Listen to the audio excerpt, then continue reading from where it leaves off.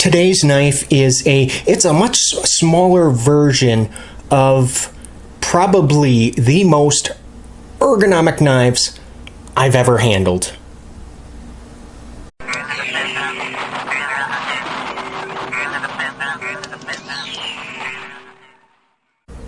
Hey, I'm Jay, and if you're looking to buy a knife and you need to see what it's like first before you drop your hard-earned money on it, here's what you got to do. Click on subscribe so I can help you, and remember to click that bell notification so you don't miss a thing.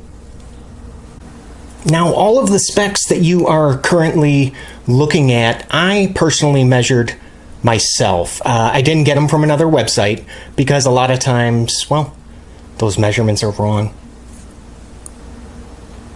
As usual, we will go ahead and talk about what I like and some of the potential deal breakers that I see of this Artisan Cutlery Tradition. First, why don't we go ahead and just take care of all those pesky knife comparisons.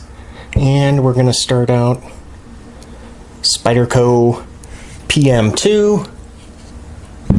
Oh, what the heck? How about another Spyderco? The Native 5, and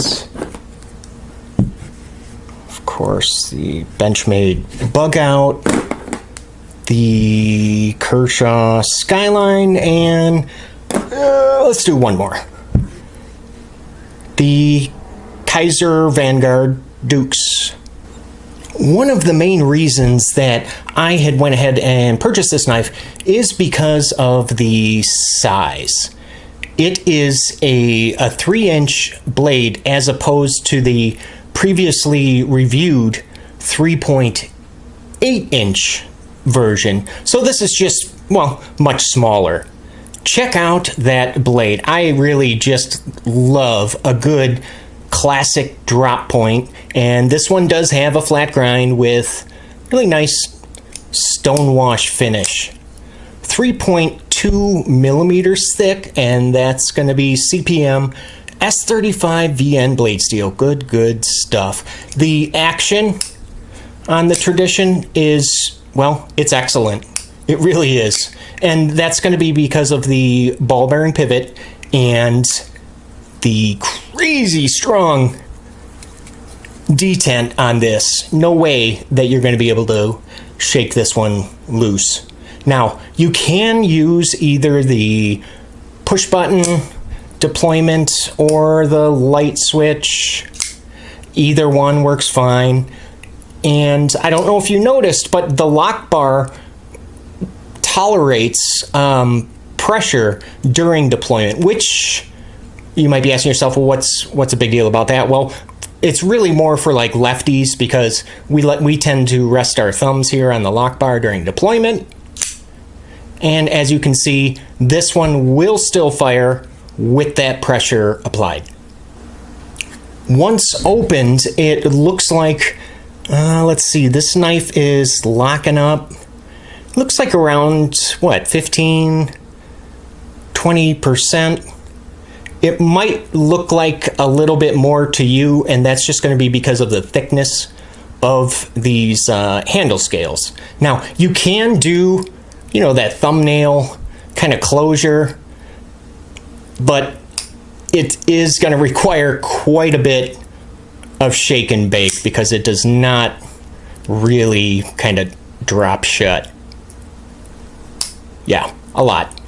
The handle, check out those gorgeous titanium scales, and they are very comfortable. There is, I do want to point out, there is one sharp spot on the handle, and it's going to be, see if I can show you here, you can probably see it. Yep, right there. That is a little bit on the pointy side. But the rest of the handle has, well, some really nice chamfering all the way around both sides. Very nice. The finger grooves here, you see those two? Yep, they're fairly comfortable. Now, I want to say now, if you have larger hands, this might not work for you too well. Now you can see I have medium-sized hand and can fit all 4 of my fingers on this 4.125 inch handle. Oh yeah, no problem whatsoever. Now check out those handle flats. This may not translate well through the camera, but I'm going to do my best here. But you can see that on the flats of the handle, they left all of the milling lines in, which I think looks really, really sharp. And check out this back spacer. Look at that. Yep, Artisan Cutlery. Am I showing you guys the right way? Yeah, I want to make sure it wasn't upside down. Yeah, they have Artisan Cutlery engraved there on the back spacer. The only thing with this, though, this is probably going to catch a ton of like crud from your hands. The pocket clip here, now it is in fact, see if I can show you. It is a very nice milled clip, and that's just going to be tip up only for righties, and bam, look at that, lefties, thank you so much. And look at that, you can also see they do include, it's got like the plate cover of where you would put that on the non-clip side to just kind of cover up the holes and everything. Very, very nice. This does carry very well in the pocket, and part of that is going to be because of the handle thickness, which is excellent at 0.42 inches, and that closed width, so across, and that's just at 1.17. Now, let me go ahead, I want to grab the scale, and let's see how much this is going to weigh you down. Before we go ahead and hoist this up on the scale, I just want to try and show you that, yeah, there is no weight relief of any kind going on here on the inside, so let's see how that's going to affect the weight. And not bad, 3.4 ounces. That is going to be roughly the equivalent of 4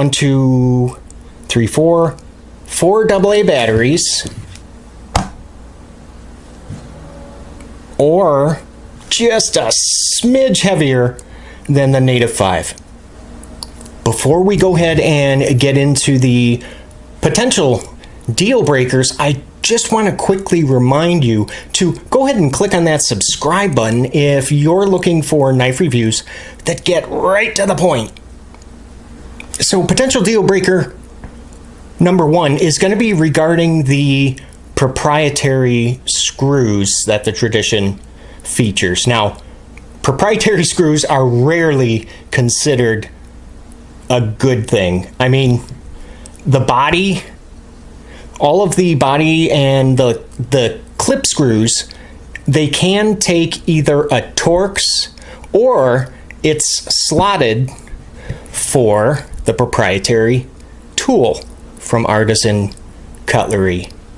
But unfortunately, my Torx set, which happened to be Weha brand, so my T6 does not fit in here, nor does the tool, the included tool, let me remind you, I'm not able to loosen any of the screws, body screws, with this tool. Yep.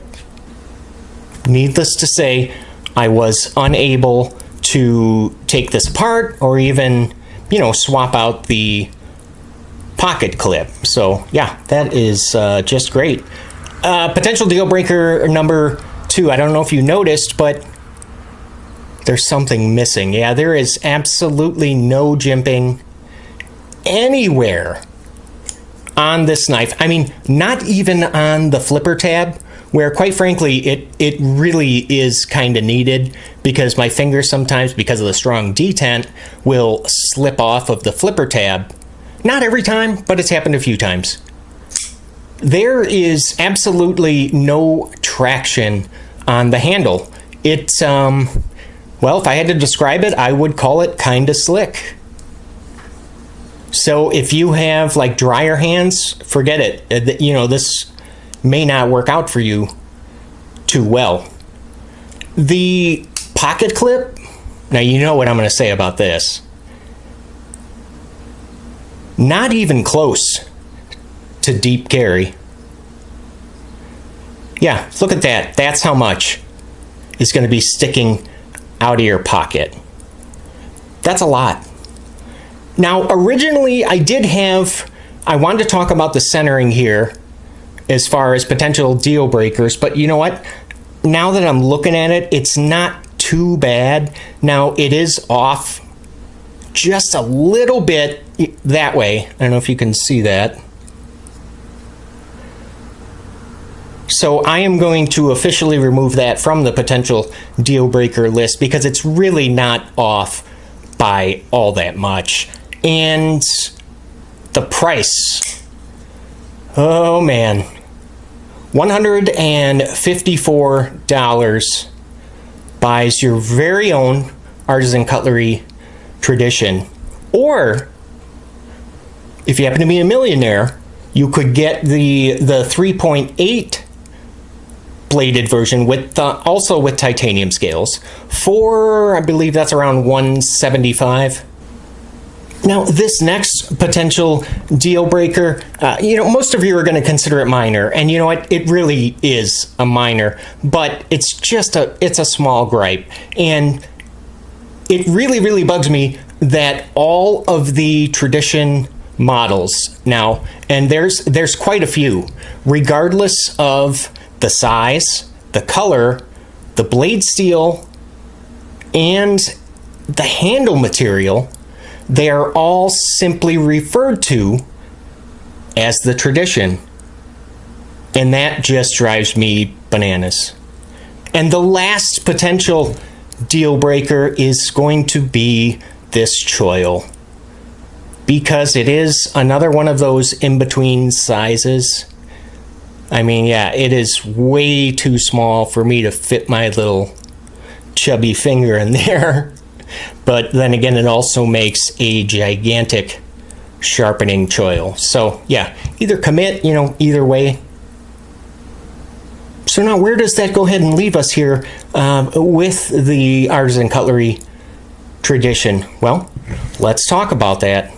And now this knife actually ships with some pretty fancy packaging. It comes in, you get this tin, okay, and then of course inside the tin is going to be your standard kind of affair zipper pouch, and that is where you will find the tool for those proprietary screws. Now, at $154, you know what? I would say scrap all that friggin' pack. You can keep your tin, you can keep the zipper pouch, and you know what? Lower the price.